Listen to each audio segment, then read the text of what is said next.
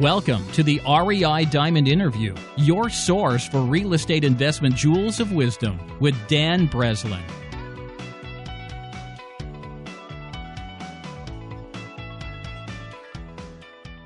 Welcome to REI Diamonds episode 23 with Carl Fischer on self-directed IRAs, your source for real estate investment jewels of wisdom. If you're interested in real estate investing, you're in the right place. I'm Dan Breslin, and on these REI Diamond interviews, I bring you the real estate investment community's highest performers.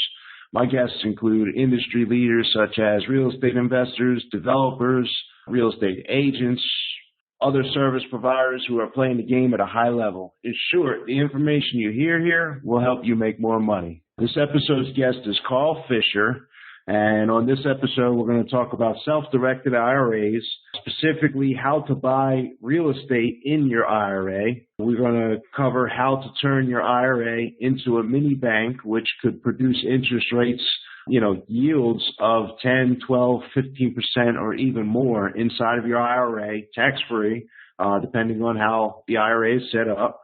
We're also going to talk about how to use tax-free income to pay for education and healthcare expenses. And finally, we're going to cover how to create tax-free income for life. And before we get started, I just want to let you know that my goal on the REI Diamonds podcast is to bring you, the listener, a ton of value by presenting guests who share the ideas and systems that have made them successful. Right now, you should pause the tape, pause the MP3, and get a pad and paper. You're going to want to take a ton of notes. Many of my guests include their contact information at the end of each episode. So if any of my guests can help you to take your business to the next level, don't be shy. Reach out to them or me and get the ball rolling. So without further ado, we'll bring Carl Fischer onto the show. Welcome to the show, Carl. Hey, great to be here. Thanks for having me. You got it. So, the question that always is burning on everybody's mind is, who is Carl and how did you get here in the real estate industry? If you could give us a little background about your business and kind of the path you took to get to where you're at, as a provider for the real estate community. Thanks a lot for giving me that opportunity, Dan. And I guess, I've listened to several of the other people's interviews that you've had. And by the way, I think they're great. And I think you have great guests. And I'm humbled to be among them. But the way I got into business or real estate business is I was born into it. My grandparents on both sides of my family were in real estate. My mom and dad were in real estate, and they would talk about their properties at the dinner table. So as I said, I grew up on it. It was just one of the staples in the house. Then we went to college. When I was in college, I was kind of the guy that was looking for the houses, when we moved off campus or was trying to move off campus. I would also rent houses up in Killington and other ski areas in the wintertime. And by going and renting them, and then I'd rent them to, 10 friends and basically be able to stay there without Nice. paying. So I just been around real estate, liked it, and it was part of my blood, basically. I read the book Rich Dad, Poor Dad, and it kind of helped me understand why some people rent. And so I got the other side of that. So it's kind of interesting when I talk to different people on how they move from one side of the renting to the owning and then owning versus renting aspects of it. So being there, my dad developed a lot of property, built apartment buildings, probably had over 100 units at one point, maybe 200, I don't even know. I went off to college, and I come from a pretty large family. I'm the oldest of 12 kids, and every one of them are into real estate in some aspect of it from an investment standpoint. But, that'll segue me into kind of how I got into the self-directed IRA business is when my dad died, he died land rich and cash poor. And he had some loans out there that had matured and were in a high penalty rate at like 24%, I think it was. I went online, or not online, but went into newspapers. This was back in 1993, really, before the internet came about. And I found someone who was lending money. I talked to him. There wasn't any mortgage on a property, so I mortgaged, one of the properties my dad had, and borrowed the money, paid off the matured loan, and then after about a year, I was able to borrow money from a bank on this, and I got the rate from 24 to 12%.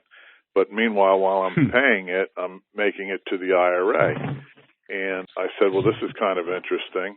And I called the guy up and the client up, or it wasn't a client, but someone that was using an IRA. And I called him up and I said, I would like to reduce my rate from 12 to 7. That's what the bank will give me. And he says, why would I take 7? I can get 12 all day long. And you see how secure it is, And he had a 30% loan to value. So I said to myself, I was launching rockets at the Space Center at that time. I said, well, this is a lot better deal than my 401k, and I don't have to go to work for it.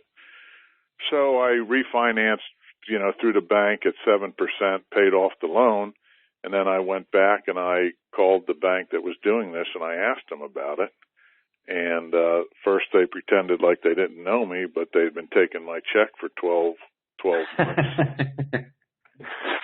So I asked them, I said, how do you do this with your IRA? And they said, you don't have enough money.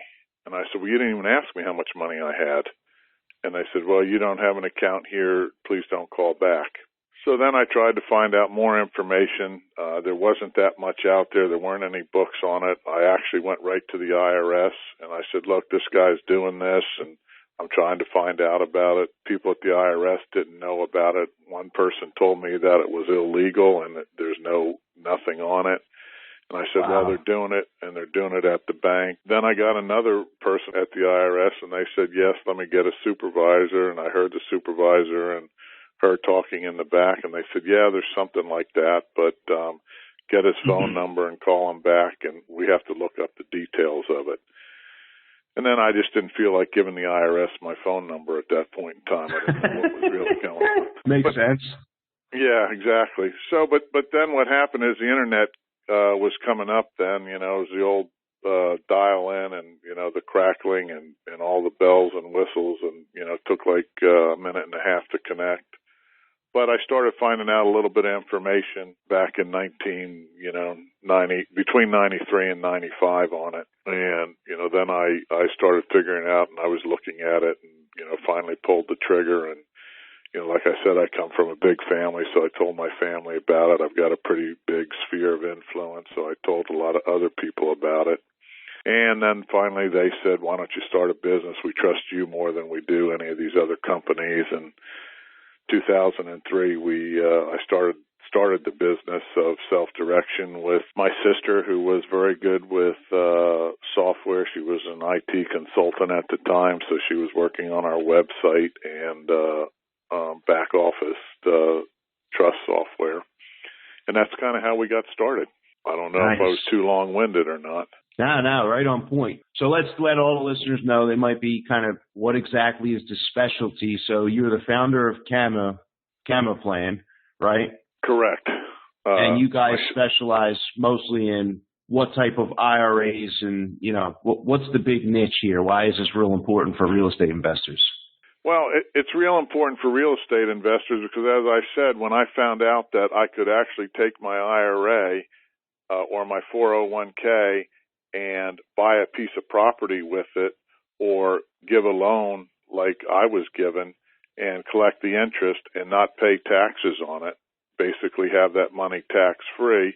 And then in 1998, when the Roth IRA came out, right, knowing that all that money I was going to make was going to be tax-free, and then building tax-free income for my life and my kids and maybe my grandkids, depending on how it goes. So that was very important, but we opened it up because we were using it. We found out about it. It was way better to me than 1031s. It was the best way to save taxes that I ever found, and I knew all of the real estate loopholes and depreciation and all those rules, et cetera, associated with real estate. this was just so much better, and the record keeping didn't need to be as accurate, and it saved me time and money from that aspect of it. But yeah, our company will do, solo 401ks, Roth IRAs, traditional IRAs, business IRAs such as SEPs and Simples. And then my favorite one is the health savings account. It was really good 2 years ago. It was still good last year. I don't know what Obamacare is going to do to it in the future, but that's the only investment that you can put in real estate, and the money you put in is deducted, and the money you take out for health care is tax-free. So basically, you can pay your health care for the rest of your life with an apartment building and the rent that comes off of it, or until you get Social Security or Medicare. So it's like a no-brainer to me to be able to use real estate or notes or mortgages or tax liens to pay for my health care. This is interesting. So you and I, we're both pros in the game, Carl. We know exactly I know what you're talking about. You know what I'm asking about. But like a lot of times, I'll give you an idea, a little story. When I raise money for my own deals and I talk with somebody who's, relatively new in the business or even been in the real estate, investment arena for some time, but just hasn't heard specifically of the self-directed IRA, there's some confusion. So a lot of people are like, wait, what? I could buy with the IRA. And right away their mind is going to, borrowing against the IRA, like leaving the IRA wherever it is and borrowing money or taking a loan like in some fashion. But a lot of times, like what they're thinking is not the same thing that you and I are talking about. So do you think we can kind of like delve into exactly what the self-directed IRA, what's going on there? It's the IRA that actually owns the property. It's like the same way the money would be sitting in Vanguard and invested in stocks. It's now sitting in you with the custodian. Can we just kind of like, tell like a story or put that in layman's terms so that we can kind of explain that to somebody who's never heard of a self-directed IRA and buying real estate? Yeah, I think that's a great question for me, and I appreciate it you asking it. And just to add to the confusion, there are companies out there, and most of them will give you a self-directed IRA, but the only thing you can self-direct it in is what they sell, okay? So it's not what we call a truly self-directed IRA. Sure, you can pick your stocks, bonds, and mutual funds as you see fit in those accounts, but you can't buy things like real estate. You can't lend money because Schwab, TD, Fidelity, Vanguard aren't going to allow you to do that unless you have millions and millions of dollars with them, and then they're going to probably put you with another broker-dealer. But if you remember, like Mitt Romney, when he was running for president, they released his financials, and his IRA had $100 million in it. And everybody goes, nice. Well, how did he do that? What did he put into it? And everybody's calling us and saying, hey, can you give me one of those Mitt Romney IRAs? I said, yes, we can, but you have to pick your investments. So let's kind of go through it, and I'll try to make it simple. Right now, most people put cash into their IRAs, and then their stockbroker buys stock with them. With us, you put money in your IRA, and then we don't sell anything, so we basically let anybody buy what they want, and we recommend they buy what they know and understand. So if you're already in the real estate business like I was, it was very simple to say, okay, now I can do that, and I can actually buy a house, and when I read my statement, it'll say a single-family house in Philadelphia, PA. Then my IRA will rent the house out, or will have a realtor rent the house out, and then all the rent payments come into my IRA, just like it used to be a stock, right? It used to be IBM stock, and IBM dividends would come into it. The house is the exact same thing, but I have more control over what I'm buying. I can buy a house, I can buy a piece of land, I can buy a condo, an apartment building, something down the Jersey Shore, a condo in San Diego, whatever I choose, a grocery store in Texas. It doesn't matter. Whatever I want, the house next door. But those are just, they show up on the statement, right? Just like stocks, bonds, and mutual funds show up on a Vanguard or Fidelity statement. On the CAMA statement, most of the people buy real estate or lend money, turn their IRAs into mini banks, or or they buy into private businesses, or they buy gold and silver, tax liens. Some people have bought racehorses. There's a wide variety of what can be put into a truly self-directed IRA. Does that make it any more clear, Dan? Yeah, I think so. And I know there's people that are going to be listening to it right at this moment. Their mind is having like a dissociative disconnect. They're thinking, wait a minute, it takes, I remember it took me, I was kind of young when I learned about it, and I really didn't have any assets or anything at the time. But I remember it took me, a few days before it finally sunk in.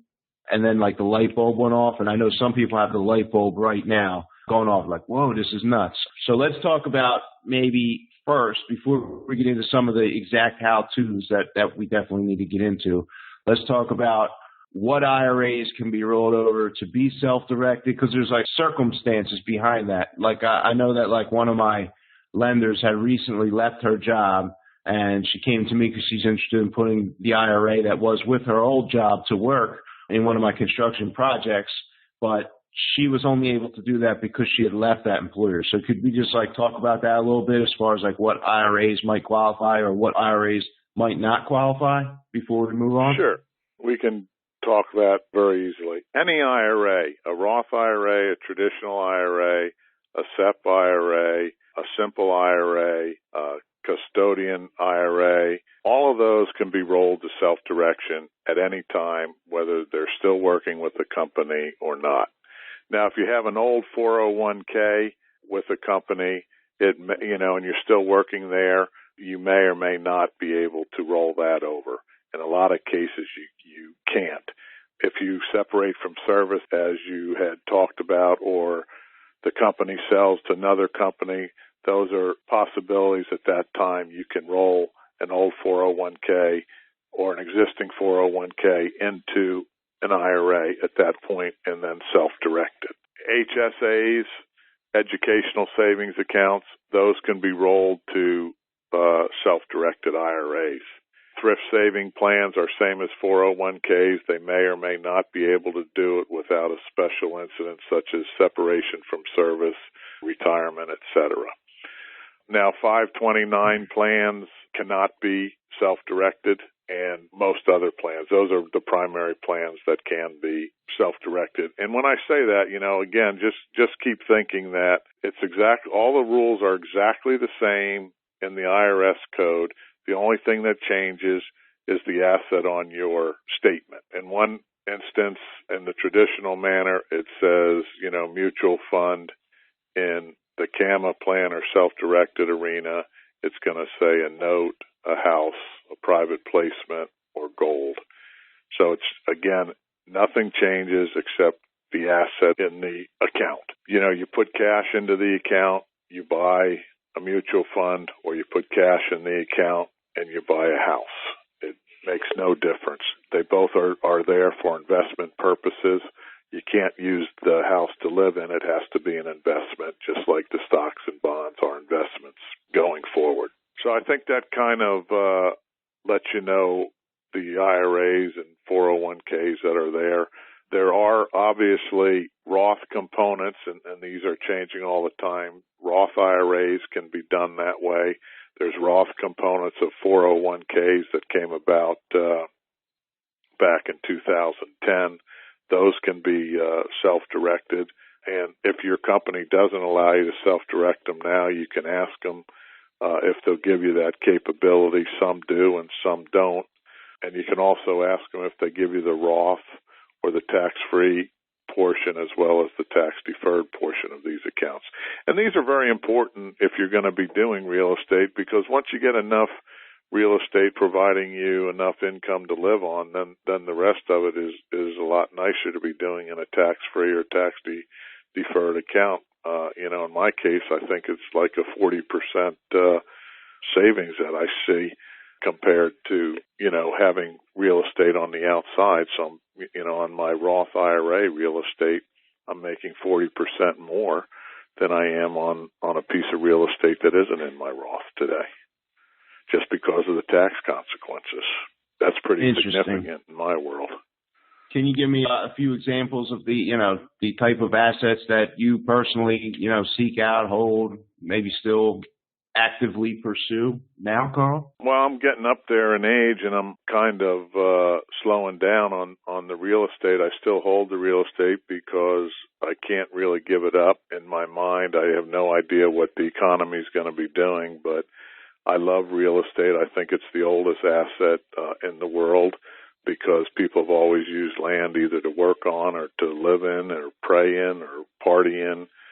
So I just never see that disappearing. Even if money disappears, people still need a place to live and work or farm. So I like real estate. I try to stay in real estate. I look for great deals nowadays. I try not to do deals that are less than $500,000 because it takes me the same amount of time to do a $500,000 deal as it does to do a $50,000 deal, unless it just falls into my lap. But, I wasn't always like that. Back in the day, I was happy to make, $15,000 on places, but $15,000 went a lot further too. So, I do that. I also invest in tax liens and I do some private lending, to people that I've worked with over the years. Nice. I'm going to go back just a few pieces of topic here, and I just caused that small tangent a little bit. So from your description, if we have, in layman's terms, we have someone who's working, at whatever, Vanguard, and they have their money in the Vanguard IRA, and the Vanguard IRA purchases assets, simply put, and they're buying stocks. So then we take on the other side of the table is the self-directed IRA, like if they rolled the money over into the self-directed IRA, and then the self-directed IRA is allowed and is going to buy assets. It can be stocks or it could be real estate or anything else that's on the qualified list of investments, to put simply. And I'm kind of running through some pros and cons here because there's probably some people that maybe are listening who are thinking, this is going to be simple. They're so used to having such a super passive role in their investments that, they may want to be warned about like the pros and cons of the self-directed IRA just from, what we're talking about now. Some of the pros are, hey, maybe I'll find a guy like, myself. I'm paying 12% interest to people's IRA. That's probably better than a lot of our listeners are even getting on their own super passive IRA investments. But then on the flip side of that, Carl, I'm kind of seeing like the cons of the self-directed IRA, which we haven't really talked about, but I think would be important, would be the management and the choosing of the assets and, having to collect on the mortgage payments, et cetera. So what level of involvement does CAMA take in the management of the asset, if any at all? And I kind of know the answer to this. I'm just asking this question so people know what they're signing on for as they decide to self-direct their IRA and what responsibilities they better plan to make sure are being covered before they put their money in a self-direct. Great points there that you mentioned, Dan. First thing is the IRS doesn't give you a list of qualified investments. All they do is tell you what you cannot invest in. And it's a pretty short list. It's primarily life insurance and collectibles and alcohol.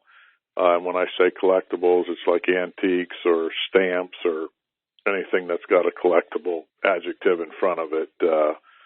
Their jewelry, things like that. So the list of what you can't invest in is very, very limited. But let's talk about some of the pros and cons, like you said. If you don't know what you're investing in, I think that that's a con. If you do know it, like I grew up around real estate, and I don't care what it is. It doesn't matter. Stocks, bonds, and mutual funds are the same way. If you don't know what you're investing in, then you're using hope as a strategy. You're going to put your money over here, and based on the information that's been put out there by stockbrokers, the stock market always goes up, but so does inflation. So you put your money in there and you hope you've got something at the end. Other people that are good at things or know a new business that's starting, they might want to put their money in that. So understanding your investment is very, very important. You've got to also understand that there's scammers out there. Bernie Madoff used IRA money and took some money from people that were investing with him, private investments through Bernie Madoff. None of our clients, to my knowledge, were in that category. But we do a lot of education online and in person in our classes to make sure people understand what they need to know. There's also a lot of other organizations out there. There's a lot of people that can listen to your interviews with different individuals. I know you had Dave Van Horn on there earlier talking about the note company if you're talking about buying notes. So they need to get educated when they're investing with us. We don't do, much of the management at all. We have clients in 41 states. There's no way I can say that the real estate down the Jersey Shore is the same as it is in Ohio or Missouri. So everybody has to know their own market. We basically do the paperwork. Our fees are minimal. It's, $275 a year for an asset. So you can't expect us to be doing any management of it. Everything we do is at the direction of the individual client. So that client has to tell us what to do. If they want us to do a note, they negotiate the terms, the payback, the interest rate, all of that information, and then we sign it on their behalf after they tell us to and agree to the documentation. So if I am lending money, I sit down with the borrower and go through the whole note, and we write it up and then have the lawyers look it over and put the legalese in there, and then go record it at the courthouse with a mortgage on a property. So I think you want to have a team with you if you're going to do that. Know what you're investing in, know who you're investing in, know the exit strategy. We have a lot of things on our website at camaplan.com. If you're lending money, the checklist that you should at least know and understand before you do any lending. And we tell people if you haven't looked at this list, look at it. If you don't understand everything on there, you need to get answers for it just so that you know. So education is probably key in a lot of this information to keep you away from scammers. And if you look at the FBI's website and other scams that are out there, they do try to go after people with self-directed IRAs. But again, most people will know the people that they're doing it from a club that they belong to, a golf club or a country club or one of the real estate investor clubs in their area. They can go and find out, more about the people they're dealing with. And that's what we recommend. So to answer your question succinctly, Camaplan does very little except for reporting to the IRS, maintaining the copy of the documents as required by the IRS, and providing you statements.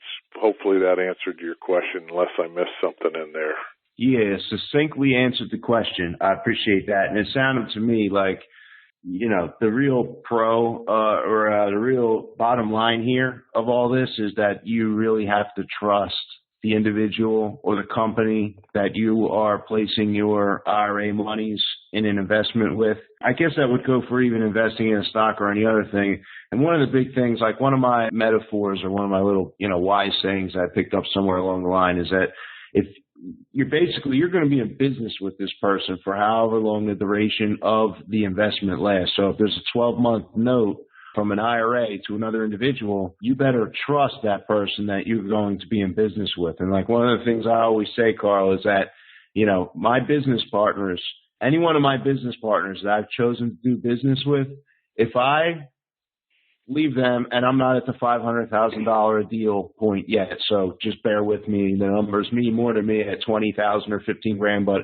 if I have $20,000 of my money on nothing more than a handshake in one of my business partners' account, and that business partner is heading out of the country for 10 or 15 days to go on vacation, I better not lose any sleep at night as a result of the level of trust I have in those individuals. And that's the kind of people that I do business with, is people that I can trust, to that level. Because, I know from experience that if you have your IRA money, 100, 200 grand, 20%, 30%, 100% of your retirement money, whatever it adds up to, invested in another individual's deal, if you have a comfort level and trust with them, you know that everything's going well. They answer the phone, they pick up, they call you back, they keep the communication line open. You feel like things are going well, you're not going to worry as much. But if that individual is somebody you don't know, you may have to deal with fears and doubts, and next thing you know, you're waking up in the middle of the night wondering what's going on. So I don't know. For me, it's just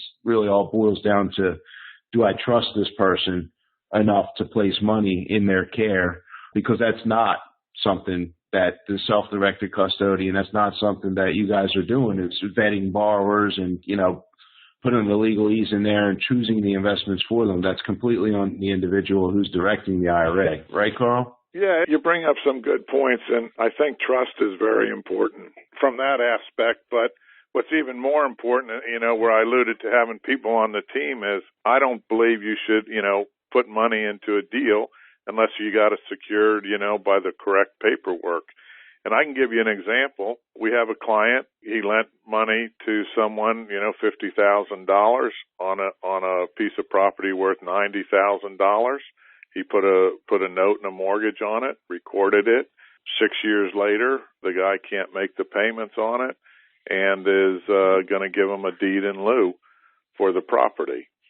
So he lent him the $50,000, made payments for, 4 years, was lax on the last year and missed some payments in there. And now he's given the property over. And the borrower, the IRA, as an example, is going to end up with the piece of property in the name of the IRA. And the IRA is now going to sell it and probably do it quickly. And the property's worth $90,000, so he's going to pick up $40,000. And people say to me, well, why didn't he just sell it himself? Well, he's got health problems and he's got other bigger buildings, and he just doesn't want the headache of these. He actually has two houses, and I think they're both under $100,000, and he just wants to offload them and not put out any more money after it. So, you see those deals going down, and it's good to trust the people, but I always look at it and say, write it down, verify it, record it, secure it, because you never know when this guy's going to step out in front of a bus, and then what are you going to do? You're going to agree with his family what's going to be done, et cetera. If it's all written out and it's nice and clear, then you don't have those battles, and it does make you sleep nice and easy. And if it's that way, it's very easy to say to an attorney, hey, this guy isn't paying me. Please go collect it or foreclose on the property, if that makes sense. Yeah. So would that be, this client here, and let's dig into this example a little bit. Would this be kind of an example of using the IRA like a mini bank so that the IRA is originating loans? Is that kind of what he was doing there, Carl? That was exactly what he did. This was an investor that he knew, and it had seen his work, and the guy was good, and he lent the money basically, 60% or less loan to value. So I thought that was pretty good. I forget what interest rate I think he was at. I think it was like 10%, back in the day where interest rates were still high, before they went down to where they are today. I guess it was back in 2008 when they went down. So he had a 10% loan, and the guy's been paying it off, since back in that time frame. And his IRA went in there. CAMA plan for the benefit of John's IRA was what the note was made out for, and the mortgage was put on there, and it was recorded, in the county courthouse, and the payments were coming into the IRA nice and good for the first, 4 or 5 years. And then the last year, he was missing every other one, or got 1 out of 3 months. And finally the guy said, the client went over to him, said, what's up? He says, had some health issues, and, I've got too many other properties. I don't have the people to support it. So if you just, foreclose on me, or if I give you a deed, just write off the rest of the note and take the property. So that's what's being worked in, and they expect to sell the property afterwards, after he gets it into his name, because he doesn't, he really doesn't want his IRA doing the, renting it and putting it in there, and that's his choice. But, he could just keep it and rent it. But he said he's going to go sell it, because why not almost double his money right away? Yeah, this is actually a great example. Usually, most times, I'm telling stories to other people about loans that I have in process with some of my clients, and I'm paying these people back. So we never get into the other side of the coin where the property's going back. So here's a great example for somebody. It's like, here, shit hit the fan. This guy can't make the payment, right? Everybody wonders, I'm going to self-direct my IRA, and oh my God, they're going to stop paying. But here, this guy did things right on the front end. You talked about not putting the money into a deal, Carl, unless it was secured correctly with the proper paperwork and recorded. So let's talk about a few of the things this guy did right. First, he only lent. He understood the values in the area, and his loan to value was 60%.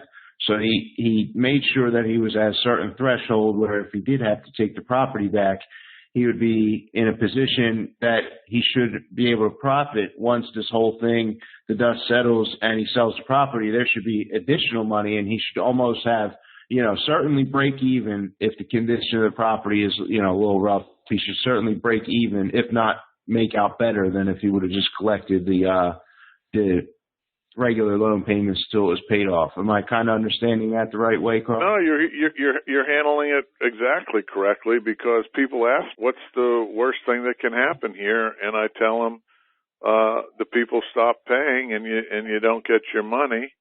And then I say, well, what's the best thing that can happen to you? The people stop paying, you don't get your money, you foreclose, and you get twice as much. Yeah, we're making a little light of it. I'm sure that this client's stressed out about it and he didn't want to deal with it, but he's not stressed out about it at all, because it's in his backyard and he owns other properties, so he's ecstatic about it. Yeah, I mean, he was a little bit shaken up when he wasn't getting the payments, but now he says, hey, let's do this, and the borrower is on board with it, so they don't even have to go to court with it. So it makes it easy. But I've seen other ones where they've gone to court, and foreclosed for $3,000 or $5,000, and then sold the property and made more than if they had just been paid back. And obviously all that money comes in, doesn't get taxed, and you can put it right back out on the street, and you're making more with it now. So in the long run, I just think it's great. I don't worry about it as long as the value in the property stays where it is. And guess who sets those terms up? The IRA client. You don't only want to lend at 50% loan to value, then only lend at 50. If you want to lend at 60 or 70, and then say, well, it cost me $5,000 to foreclose, then, it's not that much. But I do want to bring up another point too. There's people out there that don't have a whole lot of money, or there's people that are trying to get into business, into the real estate business. And I don't expect them to go buy their first house if they've never really done it before. But there's a lot of mentors out here that charge them thousands of dollars. And this is just one of the little tricks that I've seen other clients use, is they'll take their IRA money, they'll find the best rehabber in their area through their real estate investment club, or going around talking to people and looking at stuff, and they'll find a great rehabber. And guess what? Most rehabbers always need to borrow money. So what they'll do is they'll lend their money to the best rehabber that they know. The rehabber is going to let them come in and do inspections, for the different draws during the time, and almost be a mentor, because as a lender, you get a lot of the insight into what's going on. So you basically learn a lot by lending money. And if you do that once or twice or 3 times, and then you want to go into rehabbing, you've got that experience behind you. You've seen it. You've seen their crews. You've seen how they've done contracts. You see the type of work that the crews have done. So before people pay for a mentor, that's 1,000 miles away, look in your own backyard and see if you want to lend money to somebody that's doing this and has been doing it. Does that make sense, Dan?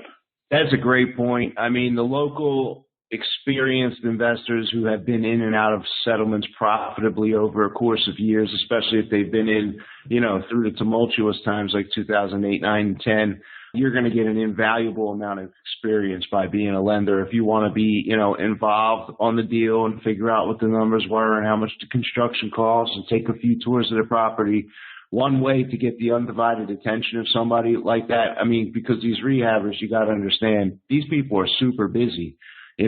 people approach me. I don't have time to handhold and stuff unless it's like somebody who's intimately involved on my team and getting the deals done. It's just the reality of, how busy people become, and being a lender on a deal, like you just said, I mean, that's a great way to get a foot inside the door, Carl. What would be the documentation if you could just list off simply that, like, somebody who is going to lend and kind of run the mini bank IRA scenario? I mean, at a minimum, what should these people have their attorney draw up or make sure it's being signed and recorded on a deal? Well, I mean, they can go onto Cameron Plan's website and do lending checklist, I think, and find the checklist there. But one is they should have a note, right, which is signed.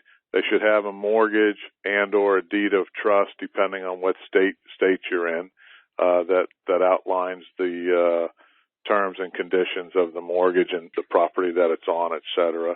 They should understand what the exit strategy is if they're going to do that loan. Is it a short-term loan for the rehab and the seasoning? Is it going to take a year or 2 years? Are they going to sell the property to a homeowner at the end? Are they going to refinance out of it and then keep it as an investment property? Those types of things need to be looked at. The other one that a lot of people make a mistake on is not using title work, right? Make sure the people you're lending the money to own the property and find out what position you're going to be in. Are you in first position? Is there any liens in front of you? Is there another mortgage in front of you? Do you have the equity in the place that you think you're going to have?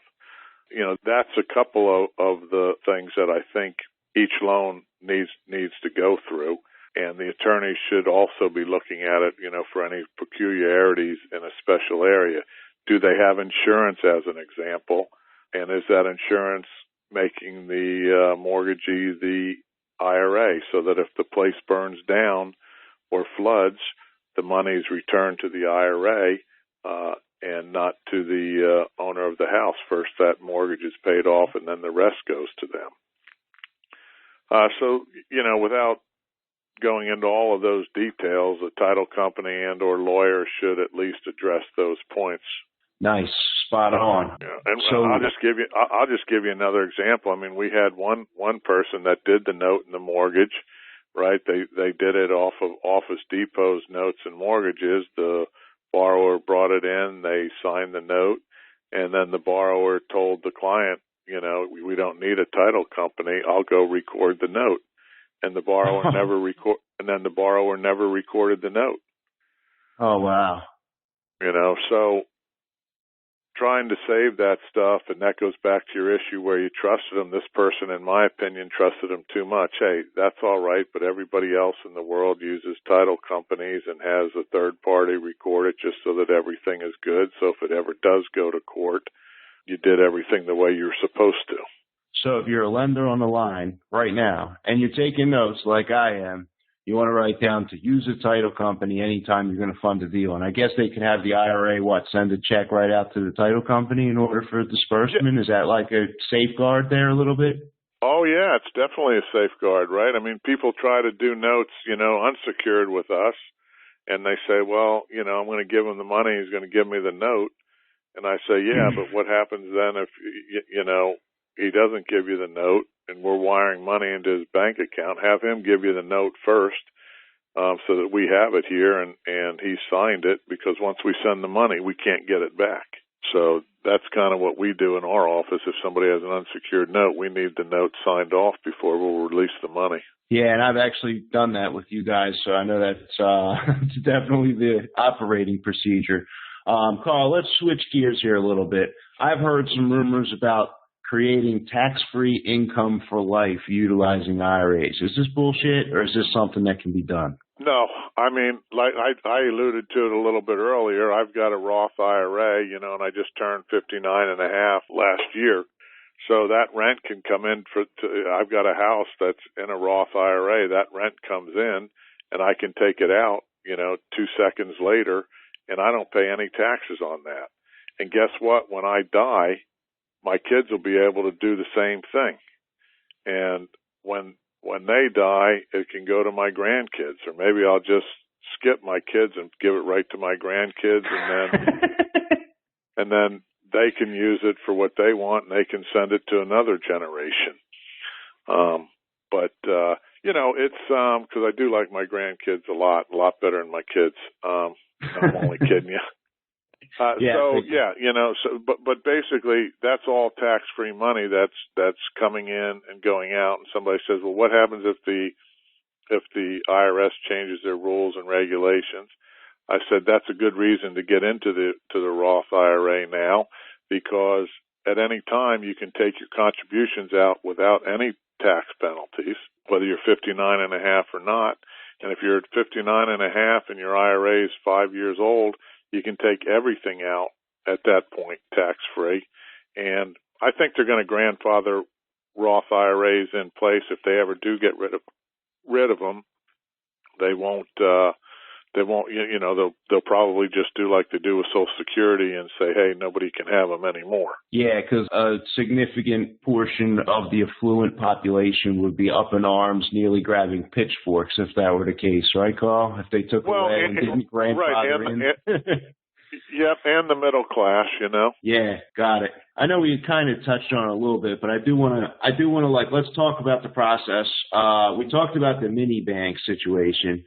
Let's now talk about, how did you put that property you talked about in your own Roth IRA? I mean, how did you go about buying that? Let's talk about the management structure. How are the rents being paid? Is the tenant mailing it directly to, the custodian, to CAMA? I mean, can we kind of go into the details about the IRA actually owning real estate, Carl? Sure.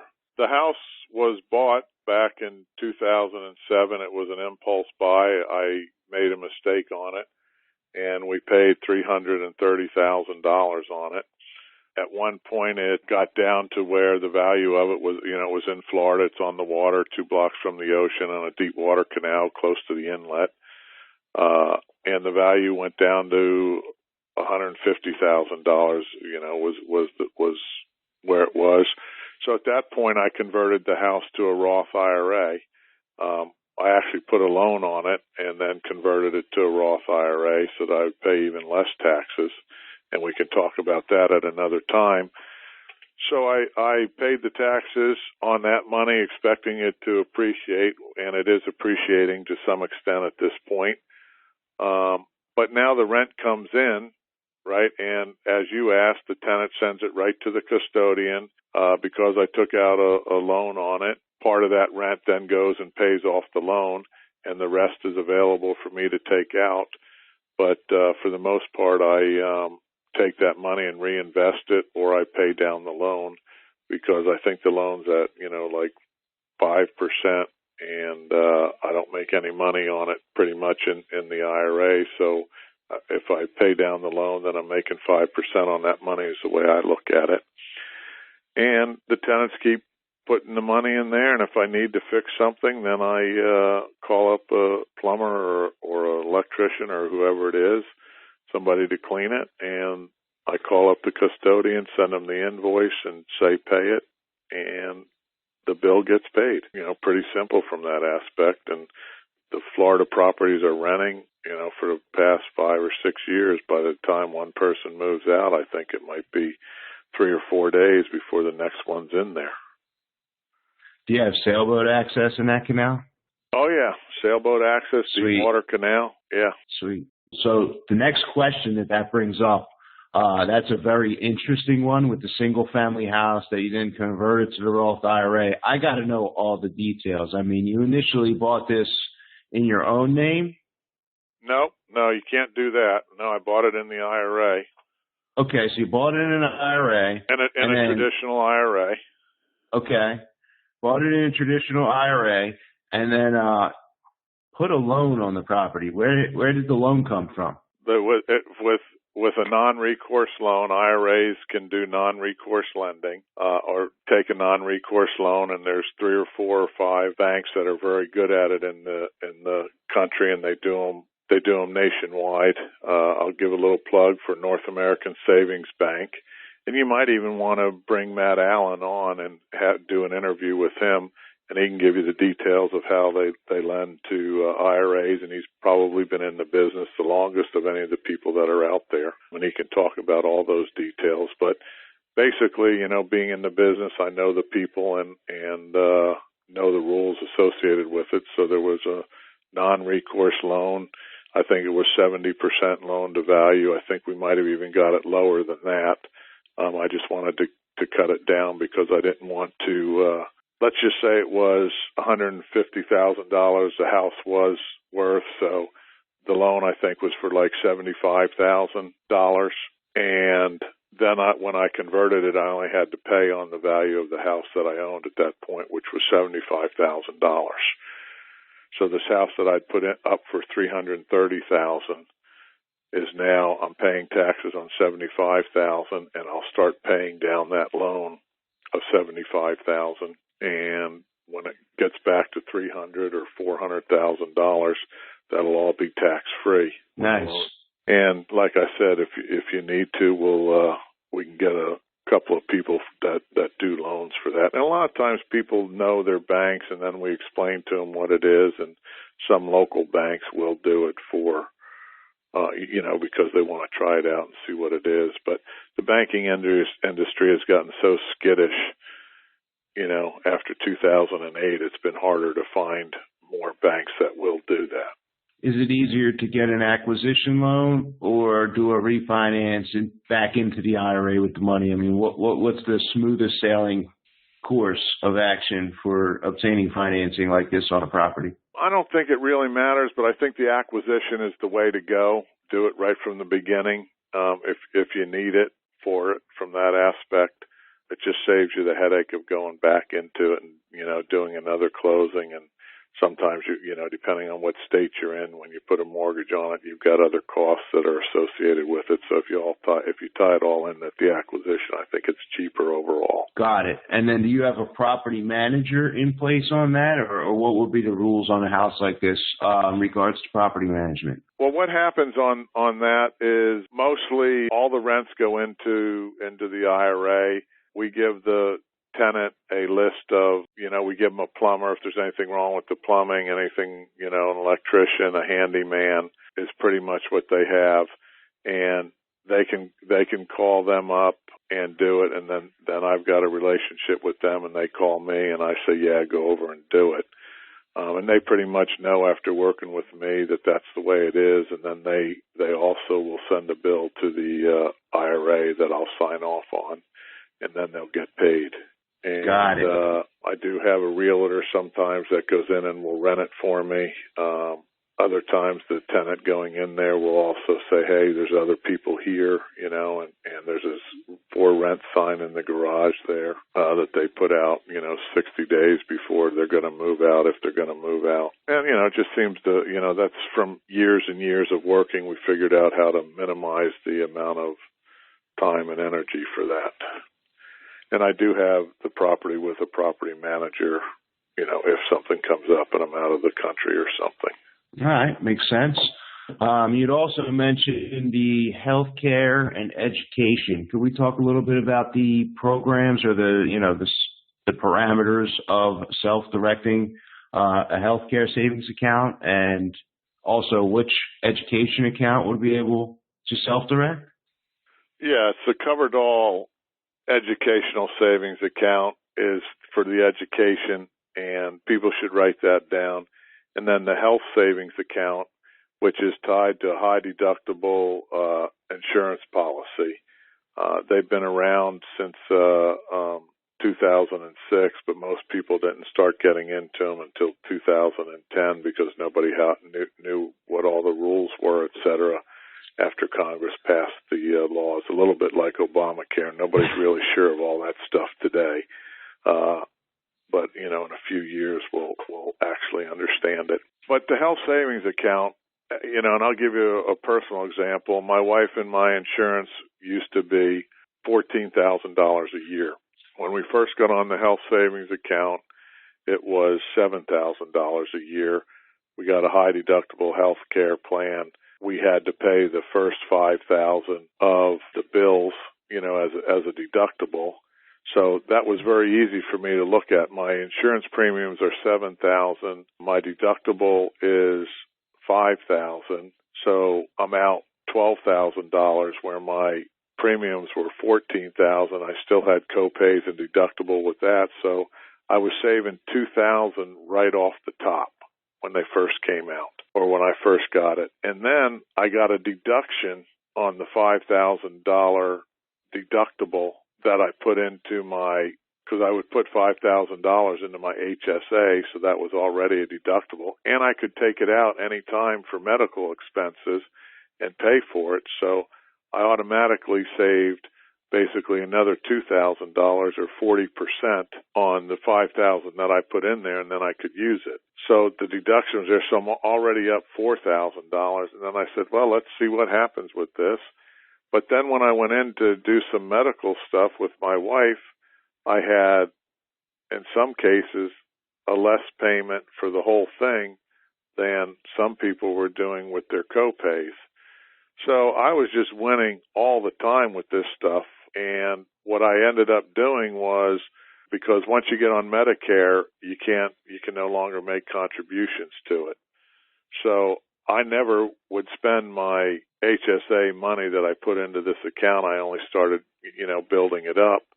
And we put in, approximately, when it first started out, I think $5,000 or $6,000, because myself and my wife were over 55. You get a little boost in how much you can put into it. And I think last year we were able to put $8,600 into it. And then you go and you put that money, hook it up with an IRA and your HSA together, and then make a loan out there. But now we've got enough in just the HSAs together, with the past, 6 or 7 years, we've got $50,000 that we can lend out, like you were talking about, on a rehab at, 12 or 15%, for a year. And we can do that all the way to the time we get on Medicare, which, I don't know what we're going to do when we get to that age, but it just seems like it's great. And once I do get on Medicare, I can use that money in that account to pay whatever the government isn't paying. And if you talk to the older people now, they're getting less and less from Medicare than they used to, and they've got another policy, and we're probably going to run a class at our academy just to go over all the Social Security and Medicare and how complicated it's gotten, tied in with Obamacare, so somebody can, help us make decisions on that. Nice. I mean, you also I know we started to touch on this and then I changed directions a little earlier in the episode here, but somebody with a small amount, or even these HSAs, I mean, if I put, 4, 5, 6, 7 grand, or I had an IRA with 10 or 15 or 20 grand in it, what type of options have you seen people, invest in who have IRAs that are in the seed stage like that, Carl? Well, there's a couple things. One, I've seen them take their IRAs, HSAs, and a couple of those things and put them together and build more money. I've seen them partner with other people's IRAs, and then go into a deal together. I've also seen people put some money down on an option to buy a house, as an example. Let's say the house is worth $100,000. You're getting it at $80,000, and you only have $20,000 in your IRA. You put an option on the house, to buy it at $80,000, or you put a contract in to buy it at $80,000. You've got 20. So what you do is you go over and you sell half of that contract, for $50,000, because the house is worth $100,000 or 60% of the house. And you, at that point, take $60,000 from the person that has it. You put in $20,000, and now you've got 40% of the house for only 20% of the money. So you've pretty much doubled your money at that point in time, and you've got the house sold. Or you can sell half of it for, $60,000 if somebody wants in on it. So you've seen people actually do it like that, huh? Yeah, absolutely. Sweet. What about assignments of contract? I mean, if somebody were to do an assignment transaction, is that something that the IRA could somehow be the buyer on, Carl? Sure, I'll give you an example. There was a woman who opened up an account, saw a building that she wanted to buy. Kate was her name. And this was actually, I believe, in Cranberry, New Jersey. And she put, I think, what did she put down on, like $3,000 on the building. She gave us a $5,000 or $4,000 contribution. And this was back, a number of years, because she needed to get the account open and she couldn't get the money from Fidelity fast enough to sign the contract. But she put her transfer in, for $350,000 or $300,000 to come over to us, made her contribution for that year and put that down on the contract, and then said, hey, we'll close in, 90 days or something like that. And she started doing her inspections and title work, and the guy doing the inspection, I believe it was, offered her $350,000 for the property. Nice. Right, so she thought about it, and she said, yeah, I make $50,000. She only had $3,000 invested in it at the time. And then the attorneys got in there and, they were going to do a simultaneous closing in 90 days. But then one of them said, well, is there anybody that has a problem with just assigning the contract? And the seller didn't have a problem with it. So they just assigned the contract, and she got her $50,000 plus the $3,000 down, and she did that in 9 months. So there was $3,000 that turned into $50,000. So yeah, it does happen out there, and I would call that a home run. But that's an actual example of how a deal can go by. And then it's like she went out. It's like a 1,700% return. Yeah, right. Something like that. I mean, it's astronomical, but you can't go to Christmas parties and tell people that's the types of returns you're making, because then they just think you're crazy. Yeah. You can't share that outside the real estate circles, right? Not really. Even with the real estate circles, everybody's used to making 15 or 20%. They're not, That's true enough. Cool. Well, Carl, this is one of my favorite questions. I've been able to gain so many great book recommendations, and that's like one of the things I do that I notice a lot of other successful people do is they read books, a lot of interesting takes on a lot of interesting topics, and I've watched my own life change as a result of making a habit. Whenever anybody gives me a book recommendation, I don't go read the summary and I don't think in him and haw on it. I buy the book immediately. I'll give you a quick example of my own story. So just the other day I was in Florida with one of my partners, and he gave me a book recommendation, and we were like sitting at a traffic light, and he thought I was texting, and I was actually in the Amazon app completing the purchase for the book. I said, done. Just so, that it is partially a lesson in like removing the procrastination. For me though, that habit is priceless. I mean, I don't know if you have the same experience or not, but I guess I ask you the question. Do you have any book recommendations for me and our listeners, Carl? I'll give you a couple. They're oldies but goldies, I think, and you've probably already read them, but one of my favorites is Think and Grow Rich. I think your mind and your brain is probably the best asset that you've been given in life, and I think that Think and Grow Rich by Napoleon Hill is a good book, and I'll recommend that. I also like Dale Carnegie's How to Win Friends and Influence People. Technology changes, but a lot of the points he's making in the book will be with us for generations, if not centuries. And then I'll give you one more, because we talked a lot about the Roth IRA, and you were kind of interested in how to do that. And this book actually saved me tens of thousands of dollars and got me thinking about the one house that was converted to the Roth. And that's a book called Keep It, Keepit, by Joe Luby. And Luby is Luby. All right. If you can pick up a, $15 book and it saves you $10,000, what's the return on that, since you like to do those? Yeah, it's even better than the Cranberry deal, right? Yeah, exactly. Sweet. So I have one more question here before we get wrapping up. Do you have any final jewels of wisdom to share with our listeners, Carl? Yeah, what I would say is, take control of your financial future, because nobody watches your money better than you do. And from my experience with other people, and I mean professionals, doctors, lawyers, dentists, a whole variety of professions, said, hey, I was out there learning my job. I thought my financial advisor was taking care of me, but you have to keep your hand in your financial future. So I would say, take control of it, get a self-directed IRA, and if you don't want to do that, at least meet with your financial advisor and be involved in the decisions going forward. And then if you are doing that already, make sure you do your due diligence. You talked about having trust with who you do business with and, who you lend money to. You should feel that all the way around, and I think you should feel that way if you use CamaPlan. Then we should make you feel comfortable. We put a due diligence page on our website, and everybody should be doing that and working with people that you trust and that you like. And don't ever fall for somebody that says this deal's going to be gone. I've been around long enough to know there's always another deal coming down the road.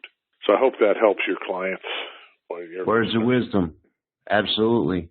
So you mentioned a couple of resources. I want you to touch on all those before we wrap up here, so that if anybody's interested, what can they find on your website and how can they get in touch with CamaPlan in order to move forward with you guys, Carl? They can call us at 866-559-4430, 866-559-4430. They can always email us at info@camaplan.com, and they can go onto our website, camaplan.com. It's won a lot of awards. It's pretty easily looked at. There's a lot of free information there. There's recorded webinars. There's the live registrations for upcoming events. There's different information on the different accounts, contribution levels. There's information on myself. You can look me up, et cetera, and Maggie on LinkedIn, as well as our website. So it's got a lot of information there, and I would just ask people to take a look at it if they're considering how to do a self-directed IRA. And we'll be glad to talk to you. And if you don't get the answers from the people in the office, you can always set up an appointment to talk to me. Cool. You had mentioned a few of the resources, I think, were the lending checklist? Oh, yep. The private lending checklist is in there. Pretty much anything, there's articles in there, the lending checklist, the frequently asked questions. I should have brought up the website so that I could go through everything that's there. But once you go there, it's pretty easy. And if you type in a word, one of the things that are over there will help people look at the different resources, because a lot of their financial advisors or accountants will tell them that, IRA investing is not legal, it's risky, and it's complex, and we kind of go through those arguments with them. We know it's legal, it's on Bloomberg, and there's articles and Wall Street Journal, and there's, dozens and dozens of books on them at this point in time. It's risky, but it's, like we talked about earlier, it's not risky if you're investing in what you know and understand. And if it's complex, we're here to help you through it step by step. So, I guess that would be another word of wisdom. But look at the website. I think, every time somebody asks us a question, we put, we make a page and answer it for them. So I think they should find everything they need right there. Cool. Well, I appreciate you giving of your time. I know you're super busy, running things over there at Cama, Carl, and I really appreciate you coming on the show to share with my audience all this wonderful stuff about self-directed IRAs and how to avoid paying taxes here. Yep. No, I appreciate you having me on here, and I really enjoyed the time with you. Cool. And thank you for listening to this episode of the REI Diamonds podcast. Are you enjoying what you hear here? Maybe you know someone else who'd enjoy this episode as well. The best compliment you can give us here at the REI Diamond Show is a referral. So shoot them an email with this episode. I'd appreciate that, and I'm sure they would as well. You can also sign up to receive an email update of new weekly interviews at www.reidiamonds.com. And I'll also send you my special report called 7 Sources of Off-Market Deals. The website, again, is www.reidiamonds.com. You can also subscribe in the iTunes app. Just search REI Diamonds and click subscribe. Until next week, Dan Breslin here. I'll catch you on the next episode.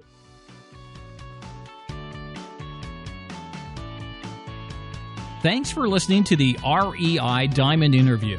To receive the REI Diamonds newsletter and interview monthly, sign up now at www.reidiamonds.com.